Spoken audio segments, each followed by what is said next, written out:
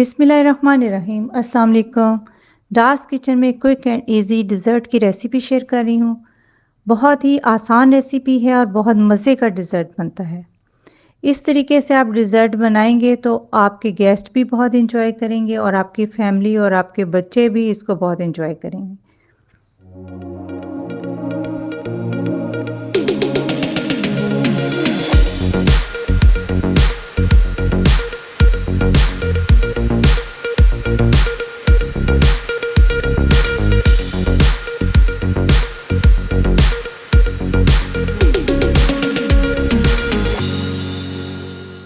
चलिए आइए डिज़र्ट बनाना स्टार्ट करते हैं।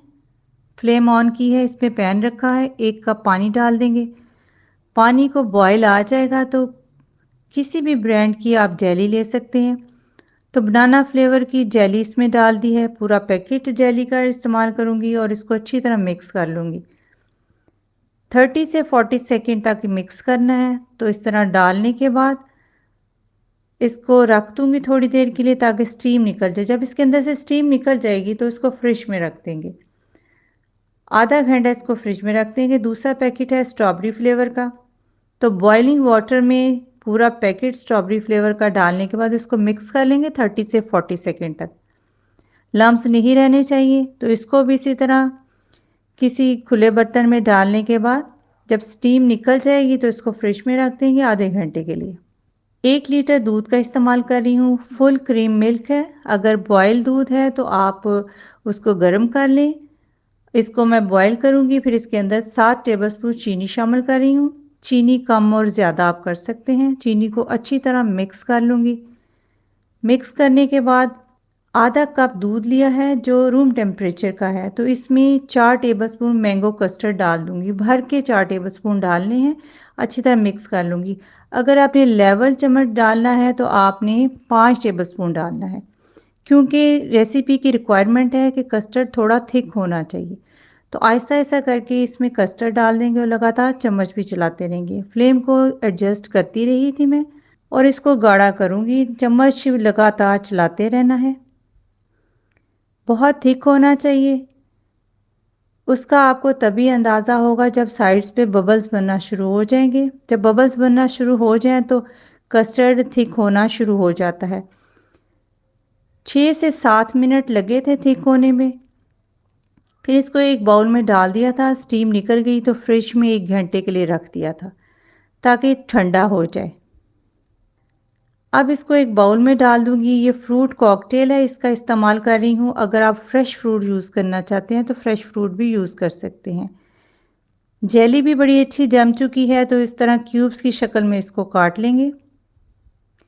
छोटी छोटी सी इसकी क्यूब्स काटेंगे। इससे बहुत ही मज़े का डिज़र्ट बनता है। अब जो कस्टर्ड ठंडा किया हुआ है उसको बीट कर लेंगे। अच्छी तरह इसको 3 से 4 मिनट बीट करूंगी।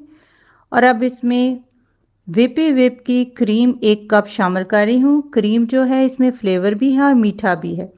अगर आप किसी और ब्रांड की क्रीम यूज़ कर रहे हैं वो मीठी नहीं है तो आपने पिसी हुई चीनी उसमें 2 टेबलस्पून शामिल कर देनी है। अब इसको 4 से 5 मिनट लगातार बीट करेंगे। ये फ्लफ़ी भी हो जाएगी, स्मूथ सी हो जाएगी। इससे पूरा मटेरियल स्मूथ सा होना चाहिए। और एक डिश ली है तो उसमें ये टी केक है तो इसको अरेंज कर देंगे। फ्रूट कॉकटेल को सारा इसमें डाल देंगे। इसमें थोड़ा सा जूस भी है। बहुत ज़्यादा जूस नहीं इस्तेमाल कर रही क्योंकि केक बहुत सॉफ्ट है। तो इस तरह इसके ऊपर सारा फैला देंगे फ्रूट्स भी। काटने का झंझट भी नहीं हुआ हमें और कटा कटाया फ्रूट है तो आसानी से डिज़र्ट बन जाता है। अगर आप सारे फ्रूट लेके काटें तो उस पर टाइम भी ज़्यादा लगता है। साइड पे सारी जेली अरेंज कर लेंगे। साइडों पे ज़्यादा जेली लगाएंगे, इसलिए ज़्यादा लगाएंगे कि जब डिज़र्ट को देखें तो साइड पे वो नज़र आएगी जेली कलरफुल, तो बहुत अच्छा लगता है। रफली इस तरह फेंक देंगे सारी जेली। थोड़ी सी बचा भी लेंगे, कुछ ऊपर भी लगाएंगे। ये देखिए कितना क्रीमी सा इसका टेक्सचर है। इसको फैला देंगे सारा। अच्छी तरह इसको यहाँ पे फैलाएंगे। इक्वल सा इसको सारा अरेंज करेंगे। गर्मियों में ऐसे डिज़र्ट बहुत ही अच्छे लगते हैं, ख़ास तौर पे इसको ठंडा करें, 1.5 से 2 घंटे डीप फ्रीज़र में रखें, उसके बाद आप इसको सर्व करें तो बहुत ही मज़े का लगेगा। अच्छी तरह इसको फैला दिया है, एक जैसा कर लिया है, जो जेली कुछ बच गई थी उसको इस तरह सेट कर लेंगे, रफली सेट करेंगे और कुछ फ्रूट भी बच गया था तो उसको भी इस तरह सारा ऊपर फैला देंगे। फ्रूट और जेली फैला देंगे, थोड़ी सी क्रीम मैंने ली है आधा कप के बराबर, उसी बाउल में जिसमें कस्टर्ड था उसमें क्रीम डालने के बाद उसको बीट कर लिया है। ये वाली नोज़ल यूज़ कर रही हूँ। पाइपिंग बैग में नोज़ल सेट कर ली है। तो आपके पास कोई भी नोज़ल है आप यूज़ कर सकते हैं, नोज़ल नहीं है तो आप पाइपिंग बैग को आगे से ज़िगज़ैग काट के भी डिज़ाइन बना सकते हैं। तो इस तरह सारा डिज़ाइन इसके ऊपर बना लेंगे, इससे बहुत खूबसूरत डिज़र्ट लगता है। ऐसे लगेगा कि बिल्कुल रेस्टोरेंट स्टाइल डिज़र्ट आपने घर में बनाया है और आपके गेस्ट तो बहुत ही हैरान हो जाएंगे कि इतना खूबसूरत, इतना मज़े का डिज़र्ट आपने घर में बनाया है। इसके ऊपर थोड़े से मैंने फूल लगा दिए हैं। ये फूल बहुत आसानी से आपको केक की शॉप से मिल जाते हैं, जहाँ से बेकिंग का सामान मिलता है वहाँ पे इस किस्म की सारी चीज़ें अवेलेबल होती हैं। तो वहाँ से आप ला के डिज़र्ट पे अरेंज कर सकते हैं। मैंने तो इस किस्म की काफ़ी चीज़ें घर में रखी हुई हैं, तो इसी तरह कुछ बनाती हूँ तो उस पे अरेंज कर लेती हूँ।